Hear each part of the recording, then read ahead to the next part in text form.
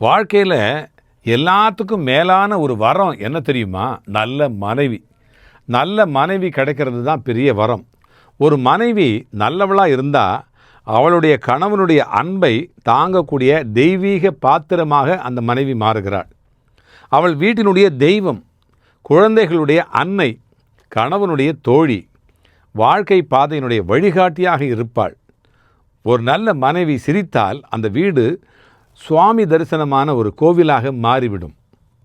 அப்பா சொல்கிறார், சாயப்பா, அன்புதான் உண்மையான பூஜை, மனம்தான் உண்மையான கோவில், குடும்பம்தான் உண்மையான யாகசாலை. ஒரு நல்ல மனைவியினுடைய அன்பு கணவனுடைய வாழ்வை ஒளிர வைக்கக்கூடிய நல்ல விளக்காக மாறுகிறது. அடியேன் கூட சொல்வேன் அடிக்கடி, என்னுடைய குறைகளை சொல்லியே என்னை குறைவில்லாமல் செய்கிறாய் என்று என்னுடைய மனைவி சொல்வேன். ஆகையினாலே கணவன் தன்னுடைய மனைவியை மரியாதையோடு பாசத்தோடு காக்க வேண்டும். அதுவே பாபாவினுடைய அருள் நிறைந்த ஒரு குடும்ப வாழ்க்கை. அல்லாஹ் மாலிக்.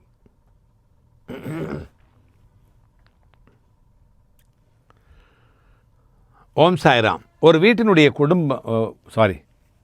அப்படி போலாமா? ஓம் சாய்ராம். ஒரு வீட்டினுடைய துன்பம் எங்கே தொடங்குகிறது தெரியுமா? கணவன் தன்னுடைய பொறுப்பை மறந்து விடுகின்ற அந்த தருணத்தில்தான் துன்பமே தொடங்குகிறது.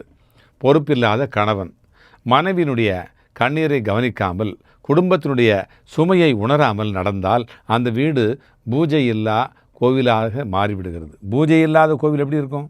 அந்த மாதிரி இருக்கும். பாபா சொன்னார், குடும்பம் உனக்கு குடும்பம் தந்த புனிதமான கடமை. அதை தாங்கி நடப்பதே கணவனுடைய தர்மம். கணவனுடைய குரல் அன்பில்லாமல், அவன் செயல் அந்த பரிவு என்பது இல்லாமல் இருந்தால் மனைவியினுடைய மனது நொறுங்கி போகும், குழந்தைகளுடைய கனவோ சிதறிப்போகும்.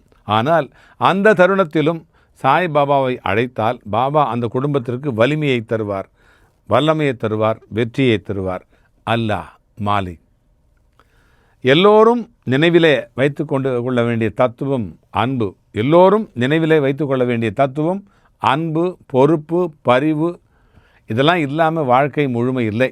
ஒரு பொறுப்பான கணவன் தான் மனைவியினுடைய சிரிப்பையும் குழந்தையினுடைய எதிர்காலத்தையும் பாதுகாக்கின்ற ஒரு காவல் தெய்வம். அந்த மாதிரி காவல் தெய்வமாக உங்களுடைய வீட்டில் அந்த தெய்வம் இருக்கும், கண்டிப்பாக இருக்கும். அப்பா இருப்பார், சாயப்பா இருப்பார்.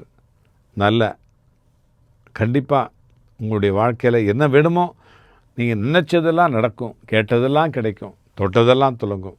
அப்பா வழித்துணை சாயப்பா உங்களோட வந்துக்கிட்டே இருப்பார். நீங்கள் ஜெயிச்சுக்கிட்டே இருப்பீங்க. அல்லாஹ் மாலிக்.